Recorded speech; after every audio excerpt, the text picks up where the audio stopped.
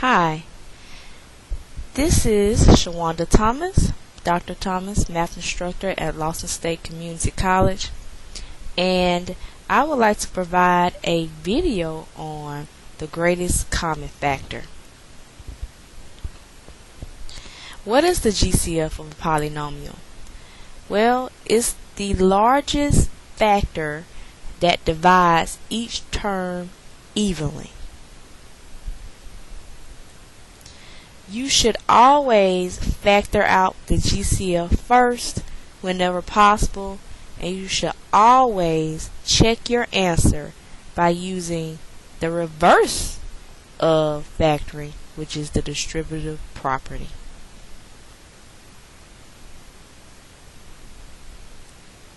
Alright, let's get started. Let's factor 2x squared plus 4x. So here we have a polynomial of degree 2. And we want to find out, first of all, does this have a GCF? It actually does. Notice that for the numbers, you have a number that is in common. The number 2. 2 is the highest number that can divide into 2 and 4 evenly. So therefore, out of the numbers, part of the GCF is 2. So we're going to write that. Out of the variable, we have an x squared and an x. Now if you break down x squared, you have x times x. Therefore, the common factor out of the x squared and the x is just 1x. Both of these terms have at least 1x. So the GCF of this problem is 2x. Now, once you take the GCF out, and put a parenthesis here, you need to put a parenthesis because now what goes inside the parenthesis is the remaining terms that if you multiply it times 2x, you'll get back the original 2x squared plus 4x. Alright, now let's look at the first term, 2x squared.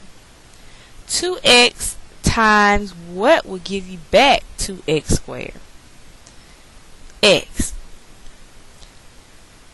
2x times x will give you 2x squared.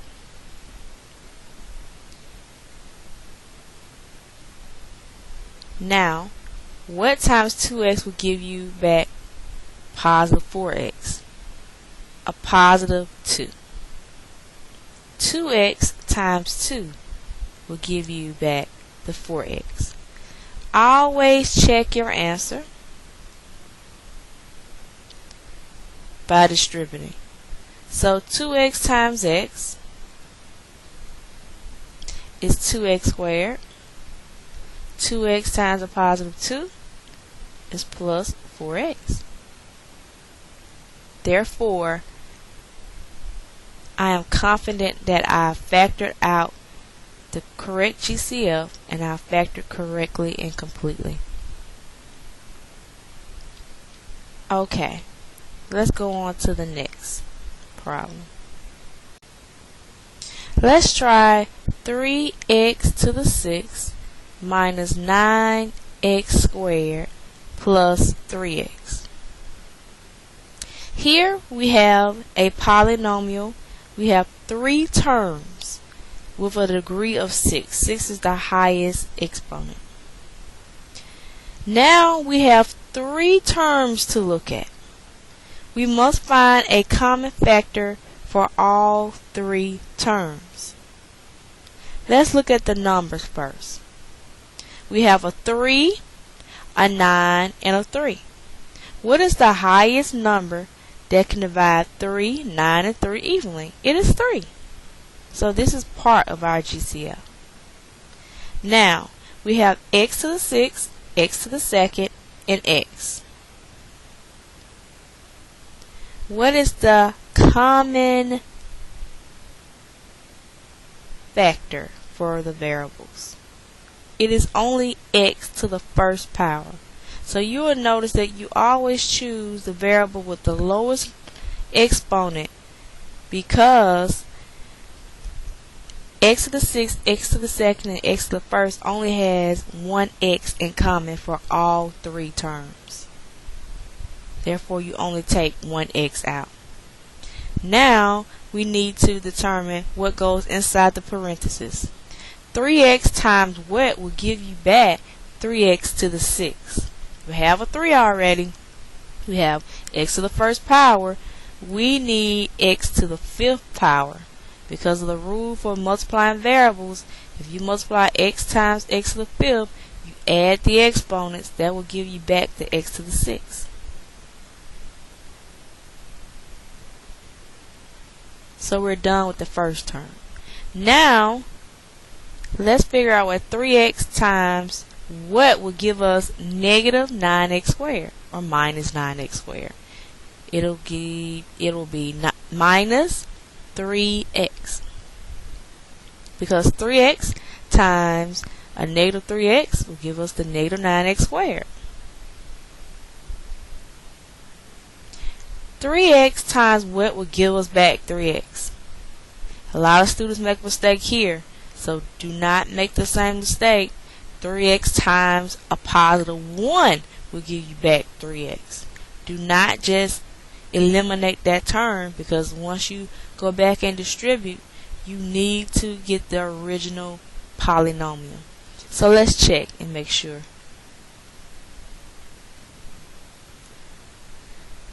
We will use the distributive property again. 3x times x to the 5th is 3x to the 6th.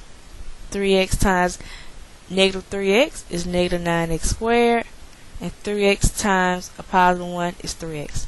Of course, you do not have to write this down to check it. You can check it in your head, but just make sure you always check. Because if you do not get back what the original problem is, you did not factor correctly and completely. Alright, let's go on to another problem. Let's try 8x to the 4th minus 4x cubed plus 10x squared. If I look at the numbers 8, 4, and 10, what is the highest number that can divide into 8, 4, and 10 evenly? It would be 2. So 2 is a part of the GCF.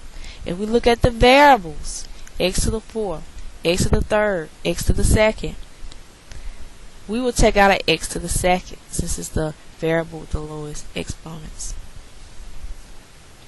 Now, what will give us back 8x to the 4th? If we multiply 2x squared times 4x squared, it'll give us back the 8x to the 4th. Now, 2x squared times what will give us back this minus 4x cubed? It will be minus 2x. Now 2x squared times what will give us back this positive 10x squared? It will be positive 5 only, because we already have an x squared.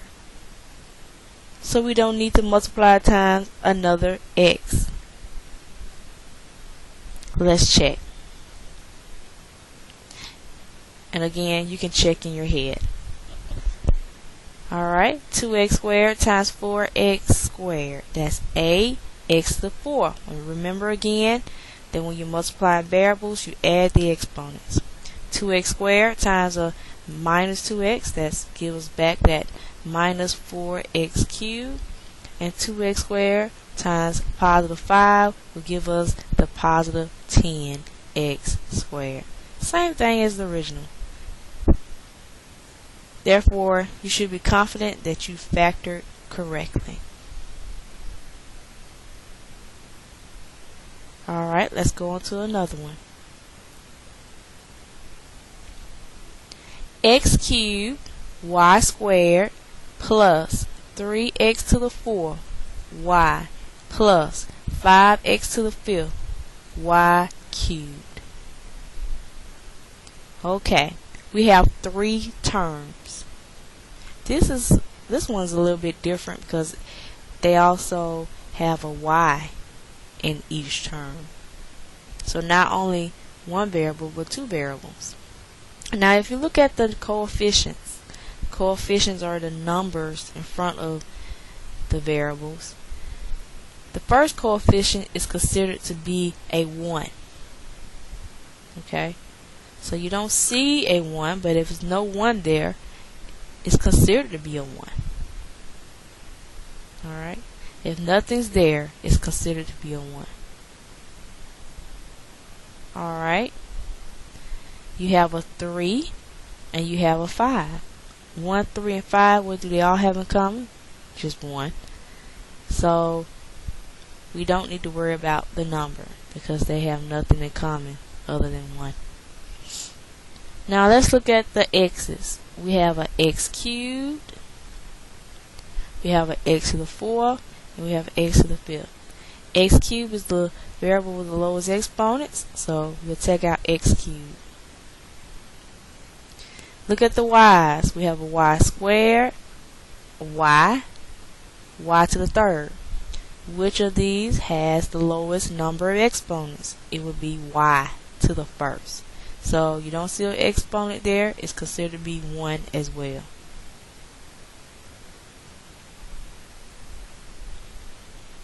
Okay, now let's go back and fill in our parentheses.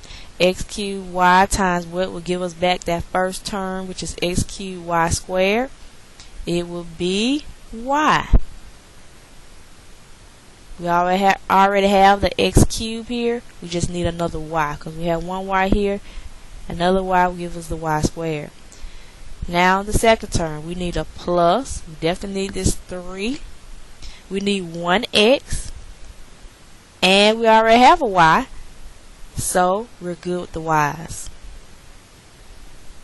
Now for the last term, we need a positive 5x squared. Since we have x cubed, we need 2 more to make up the x to the 5th. And we also need a y squared. If you check, x cubed y times y will give us the x cubed y squared that we have in the original polynomial. X cubed y times plus 3x give us the 3x cubed. No, it gives us 3x to the 4th y. X cubed y times 5x squared y squared will give us the positive 5x to the 5th y cubed. The original problem. Alright, one more problem for this video.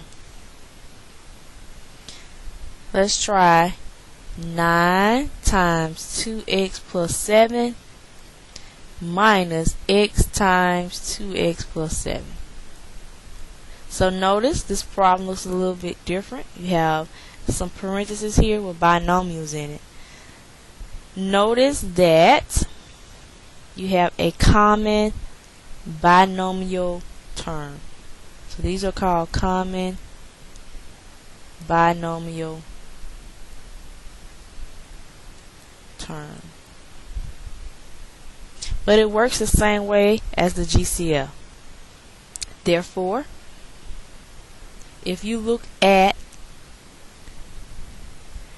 this as a term, one term, and looked at this part as one term, what is the GCF? What is the common factor? It is the 2x plus 7. It just happens to be a binomial. Whereas before we were dealing with a monomial, just one term taken out. Now we're dealing with a binomial being taken out. But it's still considered to be the GCF. And what's remaining is the 9 minus x. And that's the answer, believe it or not, to the problem 2x plus 7 times 9 minus x.